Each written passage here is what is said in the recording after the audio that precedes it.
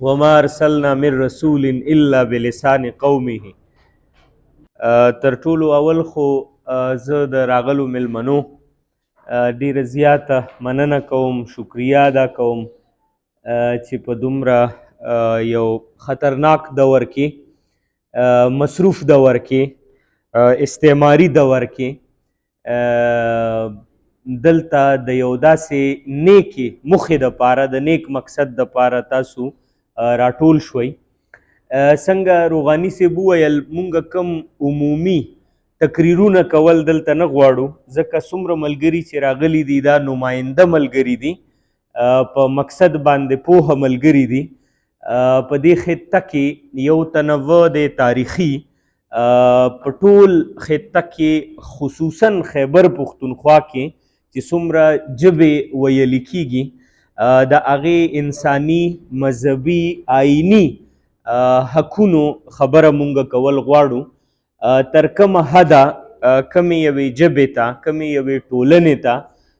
حقونه حاصل دي او کومو ژبو ته نه دي حاصل، د هغوی محکومانه حیثیت زیات مخلی دی. دا ټول یو شان حیثیت لري. څنګه بابا د دې نه وړاندې خبره وکړه، دلته نورالامین صاحب هم خبره وکړه چې ژبې دا ټول د خدای پاک آیتونه دي. خدای پاک ورته خپل آیت ویلی دی، خپله نښه ده، خپله نشانی ده. په دې کې وړه لویه،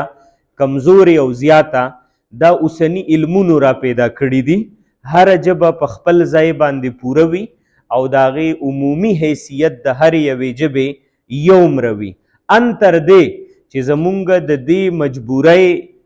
چې کم د زمان مکان مونږ قیدیان یو، نو خدای پاک هم چې یوه ژبه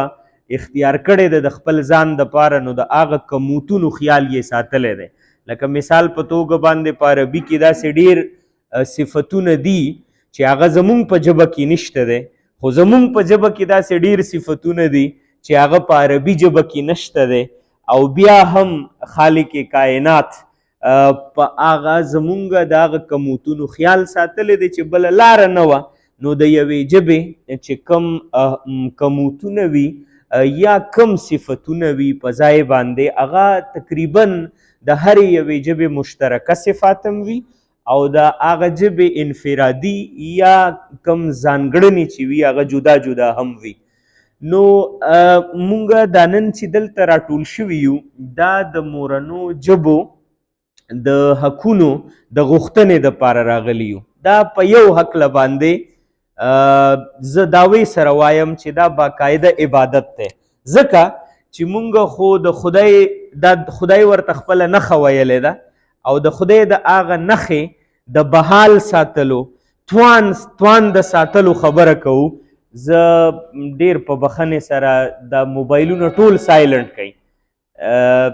دا پی ټي سی ایل خو به نه سایلنټ کېږي، که د دې هم د سایلنټ کېدو څه توک جوړیږي نو وی کوي، ځکه ډېره سنجیده خبره کوو. مونږ دا هر کال د مورنو ژبه روز چې کله لمانځلي کېږي، تاریخ ستاسو تر مخې دی چې په دې ژبه باندې کومو خلکو ننګ وکړو، هغه خلکو ته ژبې څه ورکړي دي، هغه تاریخ زمونږ تر مخې دی. او د بنګالیانو د خپلې ژبې دپاره د قربانۍ په وجه باندې دا محال هغوی ژبه چې کوم ده، څېړنکاران وایي چې کومه یوه ژبه یو عمومي پرمختګ او ترقي کوي، بنګلې ژبې د 400 کلونو پرمختګ چې کوم دی هغه صرف په 100 لسیزو کې وکړو. دا یې ولې داسې وکړه؟ ځکه چې د هغوی چې کوم ویونکي وو، هغوی د خپلې ژبې د حقوقو په حواله باندې یو سنجیده ولسي، قامي، فکري او چې کوم د هغوی غوښتنې وې هغه یې عملي کړلې. نو دغه رنګې هره یوه ژبه خپل قام ته دا شناخت او دا ورکړې ورکولی شي. د ټولو ژبو په حواله باندې ظاهره خبره ده، څه څیزونه د فرد په لاس کې وي، څه څیزونه د ټولنې په لاس کې وي، څه د پارلیمان په لاس کې وي، څه د لیکوال په لاس کې وي، څه د اکیډیمیا په لاس کې وي. دا د یو فرد کار نه وي. پښتانه وایي کام په کام باندې پړ وي. نو په دې کې د کام د هر یو ګوند، د هر یو ټولنې، د هر یو طبقې برخه وي. زنانا، نارینا، ماشومان، لیکوالان د هرې شعبې. نو مونږه ویل چې زمونږه په دې صوبه کې زمونږه د صوبې شپږ ژبو ته یو آئینی حیثیت د نن نه یوه لسیزه وړاندې تقریبا میلاو شوی دی. د هغې باوجود چې کوم کانسټیټیوشنل پروټیکشن دی، کوم آئینی د هغې غوښتنې دي، په هغې کې څه ښکاره او څه پټ کوششونه زیارونه داسې روان دي چې هغه د دې نه دا آئینی لاسته راوړنه وتروړي او د دې چې کوم ارتقا ده په هغې کې نور خنډونه هغه ورواچوي. نو دا زمونږ بنیادي انساني حق دی، فطري حق دی چې د خپلو مورنو ژبو ته په دې ساحه کې کوم آئینی حقونه میلاو دي د هغې تنفیذ وشي، زر تر زره وشي. د هغې دپاره به تګلاره څه وي، د هغې دپاره به عملي پلان مونږ په 3 میاشتو باندې جوړ کړی دی او د دې لپاره مونږ په دې تیر یوه میاشت کې لیکلې غوښتنې او تګلار هغه مونږ ټاکلې ده. صرف ستاسو تر مخې دا وایم چې پښتنه اکیډیمیا یا فعالان څومره چې دي هغوی ټولو ته د نن ورځې بلنه تلې ده، تاسو یې نمایندګي وینئ. څومره سیاسي ګوندونه چې دي که هغه د هر نظر سره د هرې ژبې سره تعلق ساتي، هغوی ټولو ته هم بلنه باقاعده په لیکلې بڼه باندې رسېدلې ده چې کوم د ژبو زمونږ ټولنې دي هغه ټولنو ته هم رسېدلې ده، د پارلیمان ممبرانو ته هم رسېدلې ده، د بیوروکریسي چې کوم نمایندګي ده هغوی ته هم رسېدلې ده، کتاب پلورونکي، کتاب چاپ کوونکي هغوی ته هم رسېدلې ده. د دې نه علاوه د سیاسي خلکو چې کوم نمایندګي ده په دې خطه باندې هغوی ته هم دا ور رسېدلې ده. نن مونږ وینو چې په دې کې چا په دې باندې لبیک ویلی دی، هغه دلته راغلی دي. دا هم تاریخ ته ښکاره ده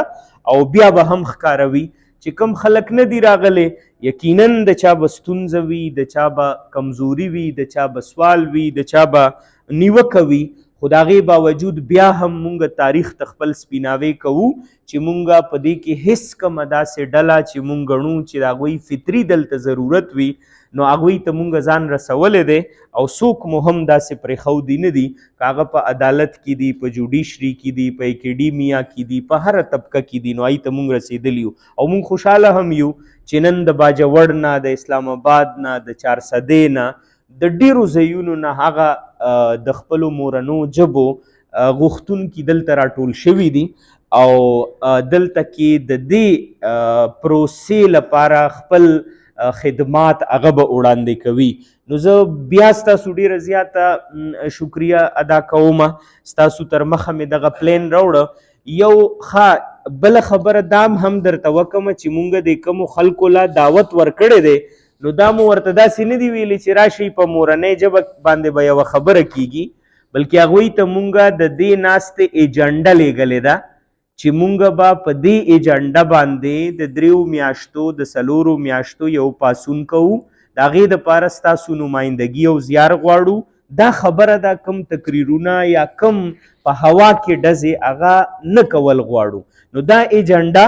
هر دا چې کومې ټولنې ما یادې کړې دي ټولو ته رسېدلې ده چې په دې باندې به خبره کیږي. دا به لایحه عملي که په دې کې څه کموت وي، څه کمزوري وي، نو مونږ ته په هغې کې رهنمایي هم وکئ او زمونږ لاس او خپې جوړ شئ د خپلې مورنۍ ژبې د حقونو لپاره خپل آواز پورته کوئ. زه ستاسو تر مخې دلته کشران هم ناست دي، استادان هم ناست دي، ډېر وخت نه اخلمه. مونږ څنګه چې بابا وویل فی الحال په ړومبي پړاو باندې 4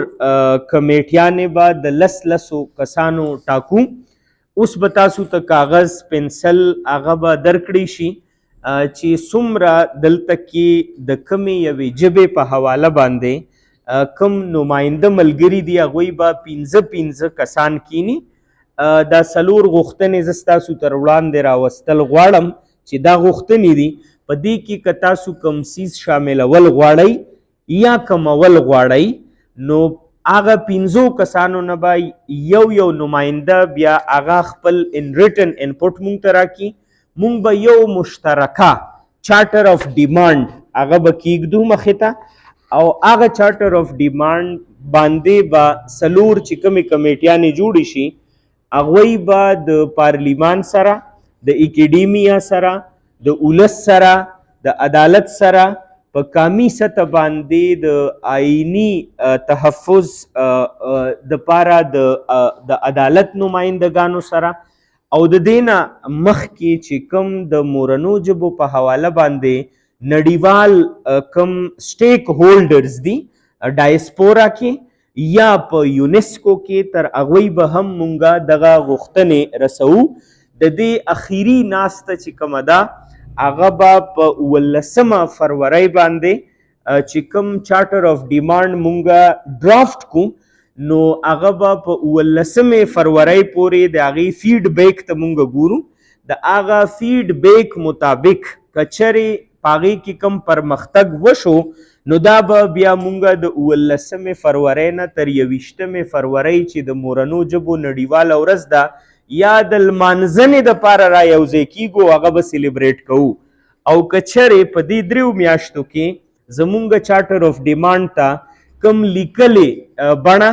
کم عملی پرمختګ هغه ونه کړی شو نو بیا به مونږ په خپل آئینی حدونو کې په خپل انسانی فطری مذهبي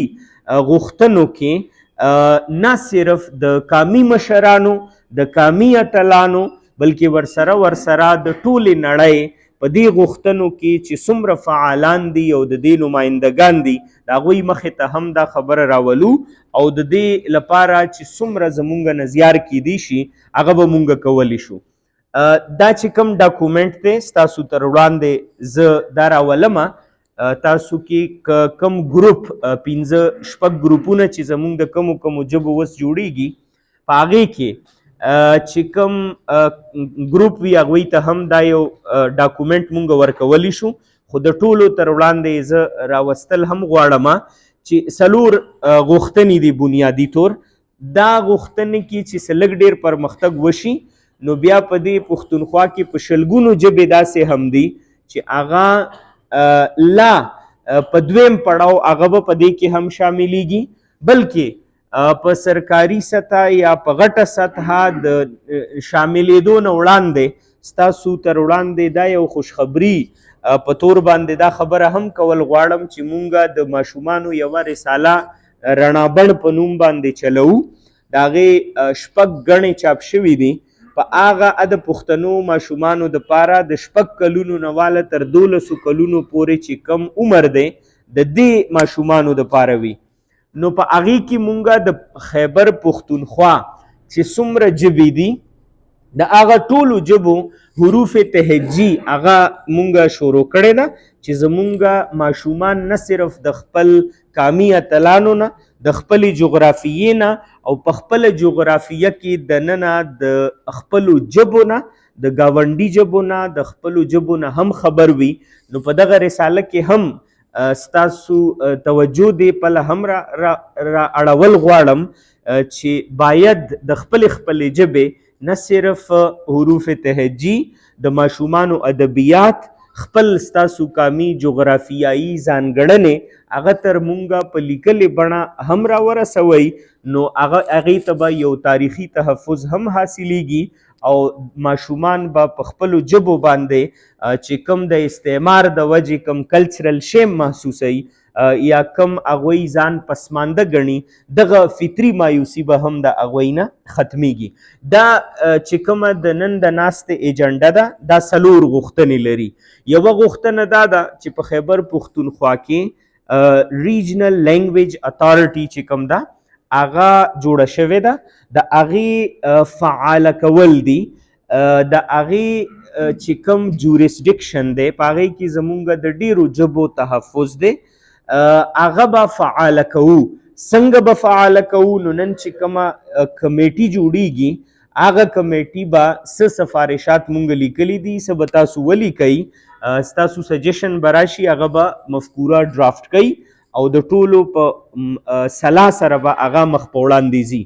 دویمه مطالبه چې کوم ده هغه دا ده چې سرکاري او غیر سرکاري سکولونو کالجونو کې په مورنو ژبو ویلو لوستلو لیکلو د خود ساخته بندیز او جرمانو لګولو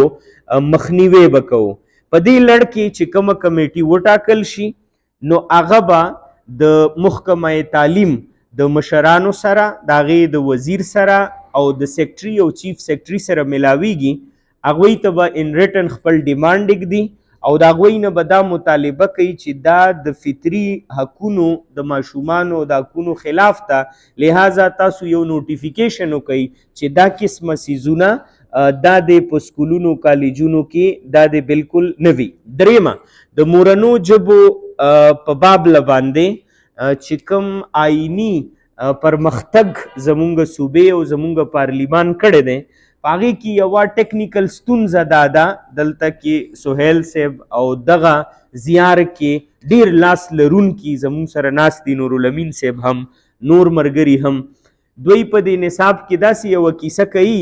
چې کم اختیاري مضامین وي نو د مورنۍ ژبې سره یو بل اختیاري مضمون د ډرایینګ یا ورسره د عربي کېږدي نو په هغې بنیاد باندې هغه د مورنۍ ژبې حق بیا وتروړل شي، ځکه چې ډرایینګ بالکل جدا ډسپلن دی. عربي ژبه د هغه په د ایچ ای سی په کرایټیریا کې هم په انټرنیشنل لینګویجز کې راځي، د هغې ځان له یو حیثیت شته دی. مونږ دلته د ژبو په باب باندې بیا دا وایو چې د کوم تعصب خبره نه کوو، که مو کولې نو نن به تاسو ټول د هغې ګواهان یئ چې بیا به د مختلفو ژبو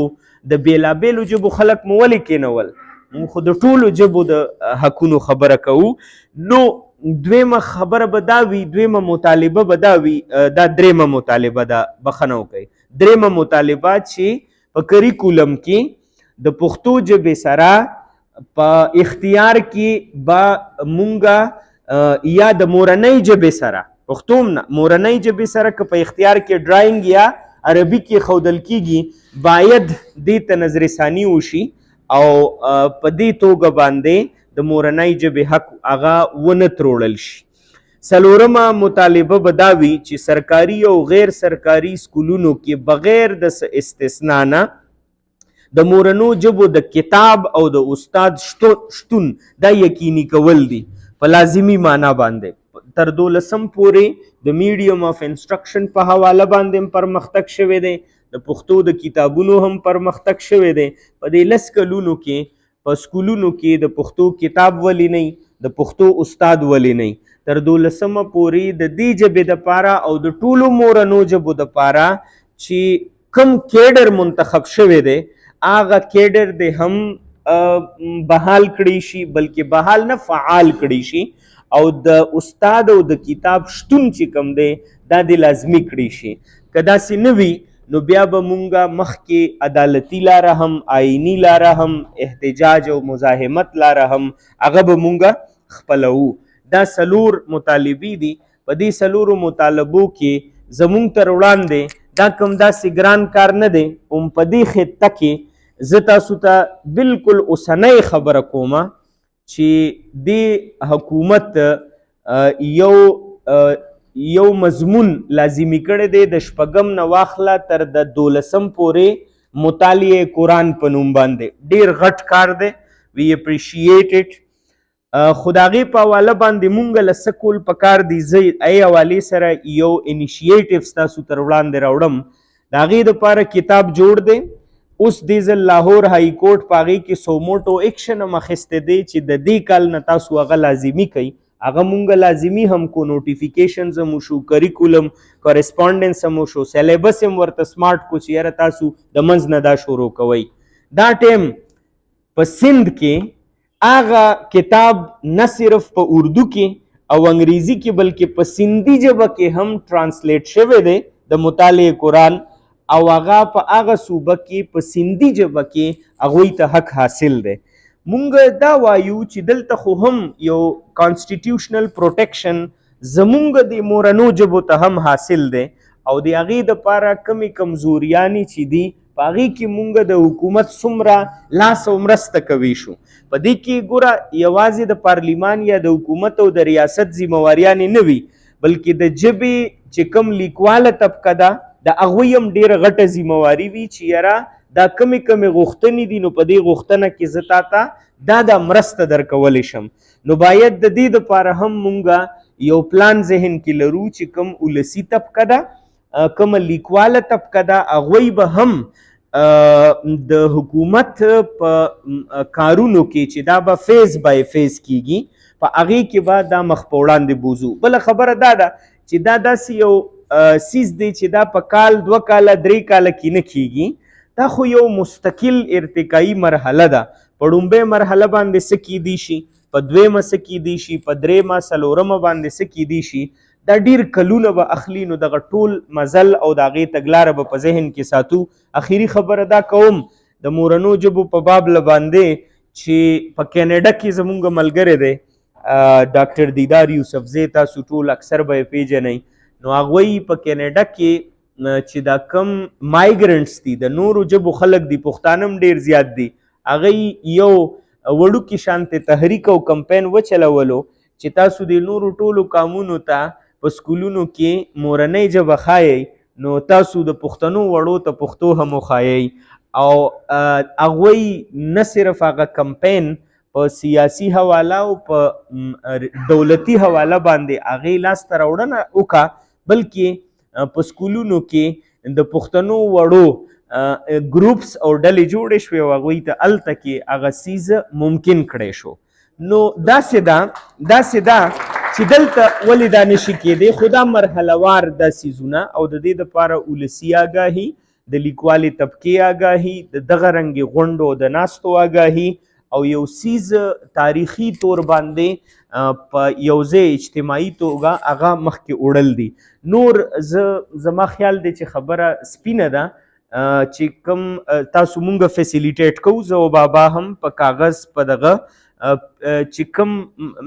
لکه دلته کې د ګوجري ژبې ملګري ناست دي، هغوی به هم 15 کسان شي، د پښتو به هم شي، 15 نه ډېر هم کیدی شي، خو هغوی به دا مخې ته کیږدي چې د ګروپ نه